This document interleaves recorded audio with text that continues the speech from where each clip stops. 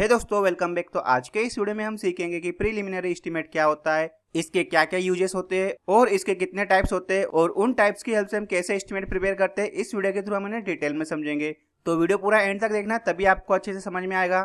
तो सबसे पहले हम समझ लेते हैं कि प्रीलिमिनरी एस्टीमेट क्या होता है। तो जो प्रीलिमिनरी एस्टीमेट होता है उसे हम अप्रोक्सीमेट एस्टीमेट या रफ एस्टीमेट भी बोलते हैं।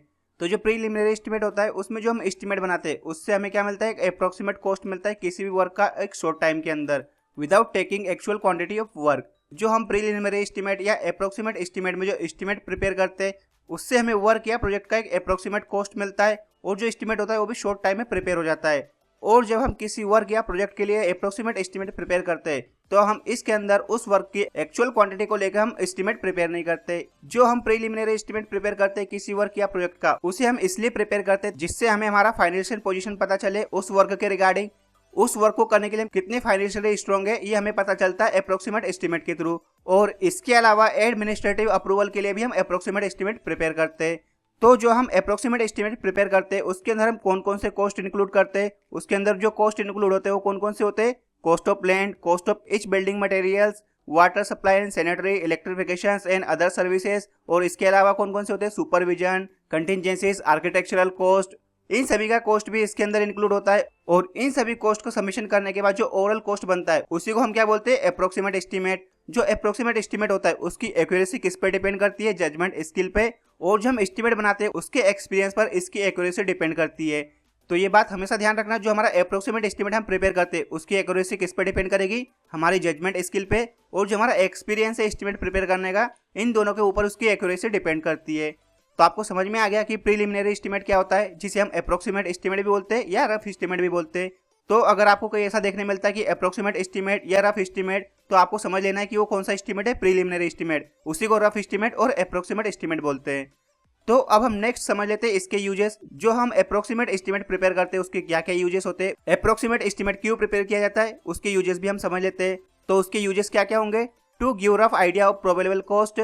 अप्रोक्सीमेट एस्टीमेट से हमें किसी भी वर्क या प्रोजेक्ट का एक प्रोबेबल कॉस्ट पता चल जाता है, यानी हमारे पास एक रफ कॉस्ट अवेलेबल हो जाता है, जो हमारी किस में हेल्प करता है, हमारी फाइनेंशियल पोजीशन को चेक करने के लिए हेल्प करता है। जिससे हमें पता चल जाता है कि उस वर्क या प्रोजेक्ट को करने के लिए हमारी फाइनेंशियल स्ट्रेंथ क्या है, ये हमें पता चलता है किसकी हेल्प से, अप्रोक्सीमेट एस्टीमेट की हेल्प से। नेक्स्ट क्या होगा, for administrative approval. Administrative approval कराने के लिए भी हमें किसकी जरूरत पड़ती है, अप्रोक्सीमेट एस्टीमेट या प्रीलिमिनरी एस्टीमेट की। और नेक्स्ट क्या होगा, फॉर वैल्यूएशन एंड रेंट। जो हम वैल्यूएशन प्रिपेयर करते हैं उसके लिए भी हमें किसकी जरूरत पड़ती है, अप्रोक्सीमेट एस्टीमेट की। तो ये सभी अप्रोक्सीमेट एस्टीमेट के मेन यूजेस होते हैं। अगर आपसे कोई पूछता है कि वैल्यूएशन बनाने के लिए कौन सा टाइप का एस्टीमेट यूज होता है, तो आपको वहां पे कौन सा बताना है, अप्रोक्सीमेट एस्टीमेट या प्रीलिमिनरी एस्टीमेट या रफ एस्टीमेट भी बोलते हैं इसे। तो ये आपको पता होना चाहिए कि जब भी हम वैल्यूएशन तैयार करते हैं तो उसके लिए कौन सा एस्टीमेट यूज करते हैं, हम प्रीलिमिनरी एस्टीमेट या अप्रोक्सीमेट एस्टीमेट, ये आप बता सकते हो। तो आपको समझ में आ गया कि अप्रोक्सीमेट एस्टीमेट क्या होता है, उसके क्या क्या यूजेस होते हैं। अब नेक्स्ट हम समझ लेते हैं जो हमारा अप्रोक्सीमेट एस्टीमेट होता है उसके कितने टाइप्स होते हैं, उन्हें भी हम समझ लेते हैं। और जो अप्रोक्सीमेट एस्टीमेट के टाइप होते हैं उनके अंदर जो एस्टीमेट हम प्रिपेयर करते हैं वो कैसे प्रिपेयर करते हैं उसे भी हम समझेंगे। तो देख लेते हैं सबसे पहले हमारे अप्रोक्सीमेट एस्टीमेट के कितने टाइप्स होते हैं। तो जो हमारा अप्रोक्सीमेट एस्टीमेट होता है उसके मेनली 3 टाइप्स होते हैं। वो कौन कौन से होते हैं, plinth area rate estimate, cube rate estimate जिसे हम क्या बोलते हैं, क्यूबिकल कंटेंट एस्टीमेट। और जो थर्ड होता है वो कौन सा होता है, सर्विस यूनिट एस्टीमेट जिसे हम क्या बोलते हैं, यूनिट बेस्ड एस्टीमेट भी बोलते हैं। तो ये आपको पता होना चाहिए जो हमारा प्रीलिमिनरी एस्टीमेट या अप्रोक्सीमेट एस्टीमेट या रफ एस्टीमेट होता है उसके कितने टाइप्स होते हैं, उनके क्या क्या नाम है। तो जैसा कि मैंने अभी बताया उसके मेनली 3 टाइप्स होते हैं। कौन कौन से, plinth area rate estimate, cube rate estimate और सर्विस यूनिट एस्टीमेट। जिसमें क्यूब रेट एस्टीमेट का सेकंड नाम कौन सा था, क्यूबिकल कंटेंट्स एस्टीमेट। और जो सर्विस यूनिट एस्टीमेट था उसे क्या बोलते हैं, हम यूनिट बेस्ड एस्टीमेट भी बोलते हैं। तो अब हम इन तीनों टाइप्स को समझ लेते हैं और इनकी हेल्प से कैसे एस्टीमेट प्रिपेयर किया जाता है उसे भी हम समझ लेते हैं। तो सबसे पहले हम समझ लेते हैं प्लिंथ एरिया रेट एस्टीमेट। तो इसके नाम से ही आपको समझ में आ गया होगा कि इसके अंदर जो हम एस्टीमेट प्रिपेयर करेंगे वो किसके बेसिस पे करेंगे, प्लिंथ एरिया के बेसिस पे।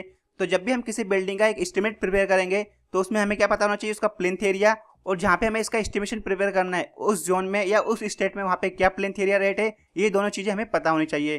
तो अगर हमें हमारे बिल्डिंग का प्लिंथ एरिया पता है और हमें उस जोन का या उस स्टेट का प्लिंथ एरिया रेट पता है तो हम उसका एस्टीमेट इजीली बना सकते हैं इस मेथड की हेल्प से।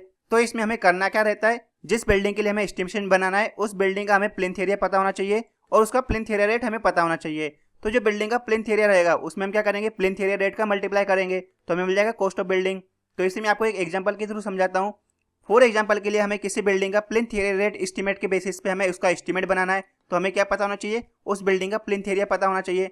तो हम मान के चलते जिस बिल्डिंग का हमें एस्टिमेशन बनाना है उसका प्लिंथ एरिया 1000 स्क्वायर फीट है और वो बिल्डिंग जिस जगह पे बनाई जा रही है उस जगह का प्लिंथ एरिया रेट हम 700 रुपीज पर स्क्वायर फीट लेके चलते हैं। तो उस पूरी बिल्डिंग को बनाने के लिए हमें कितना अमाउंट लगेगा? 7 लाख रुपीज। 7 लाख रुपीज हमें कैसे पता चला? क्योंकि जो हमारा बिल्डिंग था उसका प्लिंथ एरिया कितना था? 1000 स्क्वायर फीट और जो प्लिंथ एरिया रेट था वो कितना था? 700। तो हम क्या करेंगे? प्लिंथ एरिया में प्लिंथ एरिया रेट का मल्टीप्लाई कर देंगे तो हमें मिल जाएगा उस बिल्डिंग का कॉस्ट। तो इस टाइप से प्लिंथ एरिया रेट एस्टीमेट में एस्टीमेट प्रिपेयर किया जाता है। तो ये आपको समझ में आ गया फर्स्ट मेथड या फर्स्ट टाइप। तो अगर आपसे कोई पूछे अप्रोक्सीमेट एस्टीमेट की मेथड तो भी आपको यही बताना है और टाइप में भी आपको ये तीनों नाम बताने हैं। नेक्स्ट हमारा कौन सा टाइप था? क्यूब रेट एस्टीमेट, जिसे हम क्या बोलते हैं? Cubical content estimate. तो इसके अंदर जो हम एस्टीमेट बनाएंगे ये भी आपको समझ में आ गया होगा इसके नेम के अकॉर्डिंग। इसके नेम के अकॉर्डिंग क्या होगा? जो हमारा बिल्डिंग है उसका हमें क्यूबिकल कंटेंट पता होना चाहिए, यानी उसका वॉल्यूम पता होना चाहिए, जिसमें अगर लेंथ, विड्थ और हाइट इन तीनों का हम मल्टीप्लाई करेंगे तो हमें मिल जाएगा उस बिल्डिंग का cubicle content.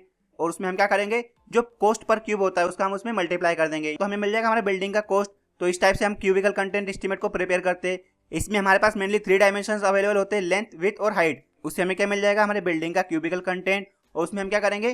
Cost per cube का मल्टीप्लाई कर देंगे। इसमें भी हम इसी टाइप से प्रिपेयर करेंगे। अगर हमारे बिल्डिंग का जो क्यूबिकल कंटेंट आ रहा है 1000 क्यूबिक मीटर और उसमें हम कॉस्ट का मल्टीप्लाई कर रहे हैं, अगर वहाँ पे जो कॉस्ट है वो है 800 रुपीज पर क्यूबिक मीटर है तो उसका हम आपस में मल्टीप्लाई करेंगे तो हमें मिल जाएगा उस बिल्डिंग का कॉस्ट। तो इन दोनों का आपस में मल्टीप्लाई करने पर जो हमारे पास बिल्डिंग का कॉस्ट बन रहा है वो कितना बन रहा है? 8 लाख रुपीज। क्योंकि जो हमारे बिल्डिंग का क्यूबिकल कंटेंट आ रहा था वो कितना आ रहा था? 1000 क्यूबिक मीटर और जो रेट हम लेके चल रहे हैं वो कितना लेके चल रहे हैं? 800 रुपीज पर क्यूबिक मीटर।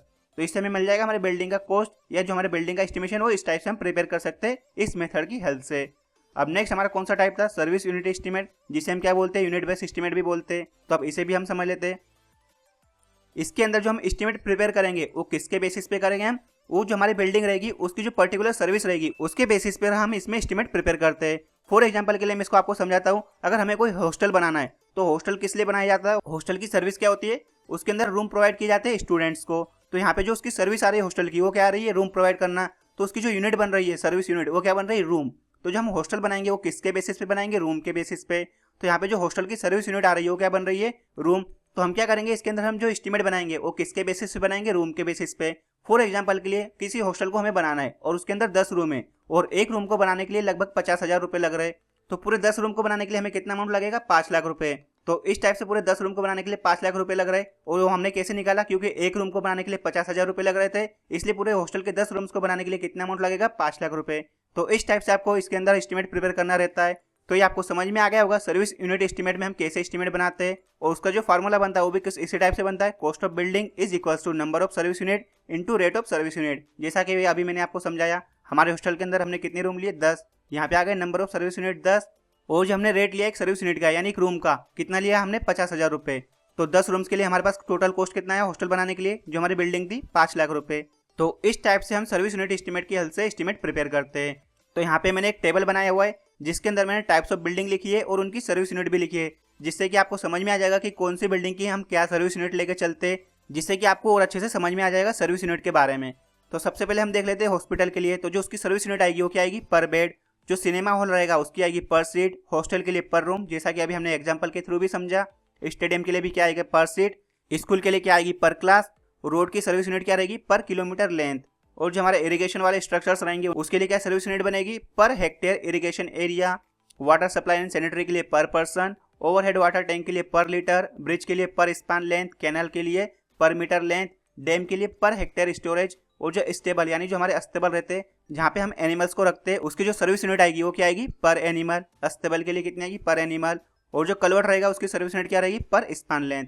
तो ये आपको समझ में आ गया होगा इतने एग्जांपल से जो हमारी बिल्डिंग रहेगी उनकी सर्विस यूनिट कैसे हम लेते हैं और इसी यूनिट की हेल्प से हम क्या निकालते हैं? उसका एस्टीमेट। तो ये आपको समझ में आ गया अप्रोक्सीमेट एस्टीमेट के तीनों टाइप्स और इनकी हेल्प से हम कैसे एस्टीमेट बनाते हैं वो भी आपको समझ में आ गया होगा और उसके क्या क्या यूजेस होते हैं, अप्रोक्सीमेट एस्टीमेट क्या होता है, ये आपको मैंने इस वीडियो के थ्रू डिटेल में समझा दिया। तो इस वीडियो में हमने अप्रोक्सीमेट एस्टीमेट क्या होता है, उसके यूजेस क्या होते हैं, उसकी कितने टाइप से मेथड होती है वो हमने इस वीडियो में समझ लिया। अब नेक्स्ट वीडियो में हम समझेंगे कि डिटेल एस्टीमेट क्या होता है, उसके क्या यूजेस होते हैं, उसके कितने टाइप्स होते हैं, उसे हम नेक्स्ट वीडियो में समझेंगे। तो आई होप आपको वीडियो समझ में आया हो। तो अगर वीडियो आपको समझ में आया और वीडियो आपके लिए हेल्पफुल है तो वीडियो को जरूर लाइक करना। साथ ही अगर आप मेरे चैनल पर नए हो तो चैनल को भी जरूर सब्सक्राइब करना और साथ में बेल का आइकन प्रेस कर देना, जिससे कि आपको आने वाली वीडियोस की नोटिफिकेशन मिल सके। तो मिलते हैं नेक्स्ट वीडियो में, जब तक अपना ध्यान रखना। Thank you so much.